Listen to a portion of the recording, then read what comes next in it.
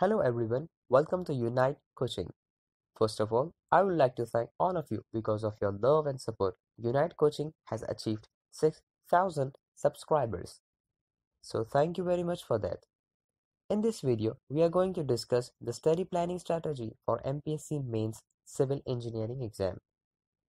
The topic which will be discussed today are the first, who should start preparing MPSC? Because many students have a doubt that shall I start studying or not with the less marks in pre-exam. So we will tell you with how many marks you should start studying. The next topic that will be discussed is how many days do you have for your MPSC mains exam. Then classification of a different subjects of paper 1 and paper 2 according to their difficulties. Those subjects will be covered in third topic. Then we will tell you which notes or books you should refer. Then the study planning will be discussed. Next topic that will be discussed will be mock test strategy and its benefit in your exam. And the last but most important one, some important tips. So let's start with the video. So first of all, who should start studying for mains exam? If you are an open male candidate and your marks are 35 plus, you should start preparing. Similarly, for open female with 30 plus marks, you should start preparation. The following categories candidate like SC male candidate with 32 plus marks, SC female category candidate 28 plus marks, ST male category candidate with 25 plus marks, ST female category 20 plus marks, and all others categories such as NT, OBC and other with 35 plus marks, physically handicapped with hearing impaired with 5 plus marks, and the last physically handicapped with locomotive disability with 20 plus marks should start preparing. You may have a question in your mind that what will happen if I am not qualified for pre-exam? But remember one thing, it's better to prepare for the exam than to lose hope. And one more thing is that there are chances that the vacancies will increase. So definitely the cutoff will go low. So just don't lose hope and first prepare your mind for the preparation and then start for the preparation. So how many days you have for the preparation? Here I'm considering that you will start studying from 16th of July 2018 and you will end your studies by 20th November 2018. So if you calculate the number of days, you have 128 days which you should use very effectively because there are 20 subjects for mains. And if calculated, you have approximately just 6 to 7 days per subject. And in this 6 to 7 days, you should not only have to study the subjects, but at least you have 2 to 3 revision of it. Plus, you must be able to give 3 to 5 mock tests before exam. So, how is this even possible in such a less time? But don't panic. I have grouped all the subjects of paper 1 and paper 2 according to their difficulty level in 3 categories. In first group, there are subjects which are tough, hard and will take a lot of time and they are lengthy. I kept subjects such as strength of material, structural analysis, theory of structure, RCC, steel, soil mechanics and foundation, environmental engineering, fluid mechanics, hydraulic machines in first group.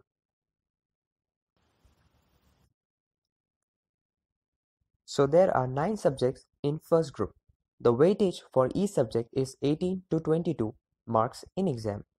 I'm considering 20 marks for each subject, so the total marks for these 9 subjects in group 1 will be 180 marks.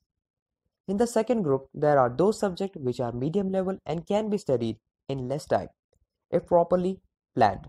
I have included 5 subjects in group 2, pre-stress concrete, survey, highway, hydro and irrigation. They carry 20 marks each.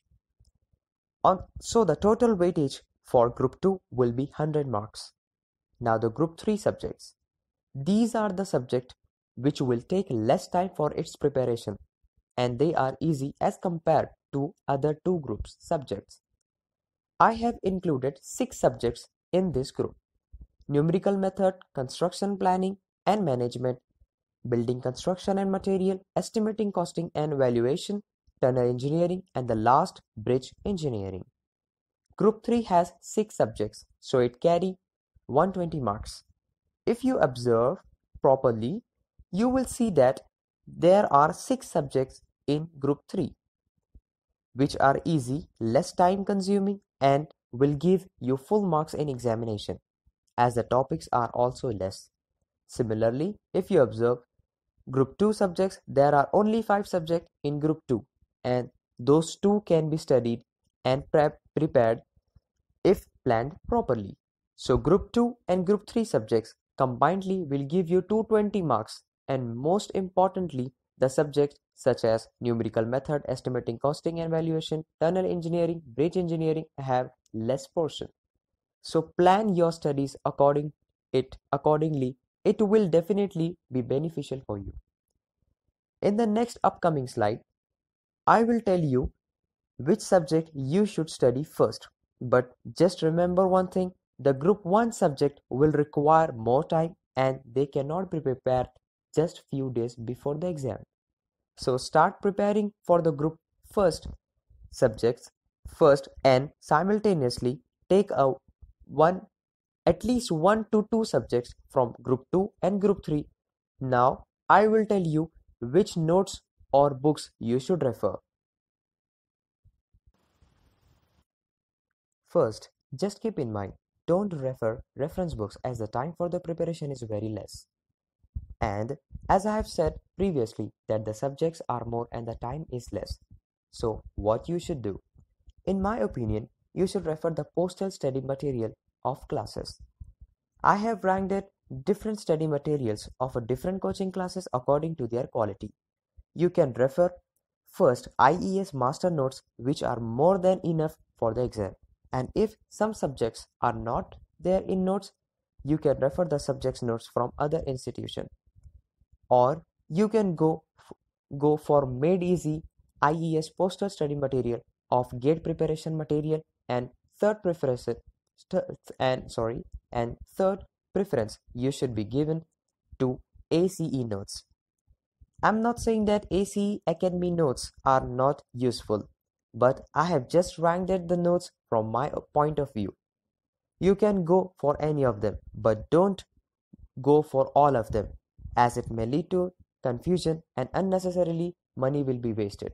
So choose any of them wisely. Now comes the study planning. I have divided the days in number of groups. As I have said previously, I have assumed it that you will start preparation from 16th of July and you have 128 days. From 16th July to 31st July, you have 16 days. So you should start preparation of Group 1 subject first, and you should take at least one subject from Group 3 subject. Similarly, I have divided the days in a parts of 15 days or 16 days, and you can see here Group 1 subjects which are time consuming, hard and lengthy. I have given approximately 100 days for those subjects, and simultaneously you can start preparing 1 or 2 subjects from easy and medium level group, which are Group 2 and Group 3 subjects. In the starting 100 days, you should study only and keep making short notes in a diary. Now, in the last 20 days, 1st November to 20th November 2018, you must revise all the subjects you have prepared in your past 100 days. And you should give at least 2 revisions to the subject you prepared. And in the last week after your revision, you should start giving the mock test of different classes. Now I will tell you what should be your strategy for mock test and what are its benefits. First of all, try to give test of every famous coaching classes. The next thing we should keep in mind is that you should give a mock test at least 1 week before exam so that you can identify which subject you are lacking and which subject are weak, and you can revise them accordingly. Try to give the mock test of paper 1 and paper 2 on the same time as the MPSC will take and it is observed that the mock test will increase your chances of selection by 20% to 30% and will improve your marks by 50 to 60 marks. Also try to observe the time you are taking for the numerical question as well as for the theory questions and make your planning accordingly.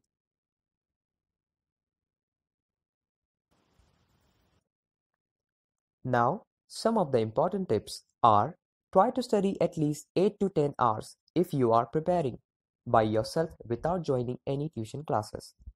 And if you have joined any tuition classes, and you should then you should give 4 to 6 hours for self-study.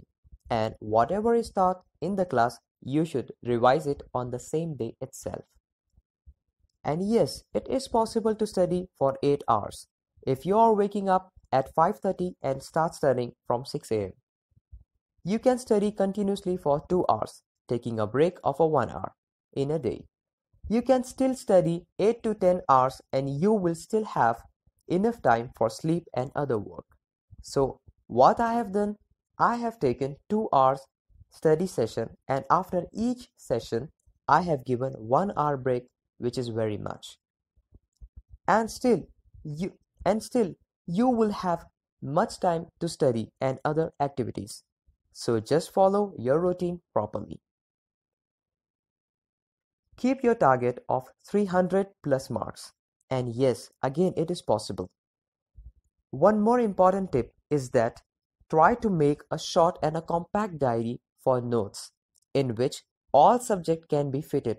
Just try to fit all the subject in a one diary so that you can have a more number of revision in a short time. And whenever you get a time, open the diary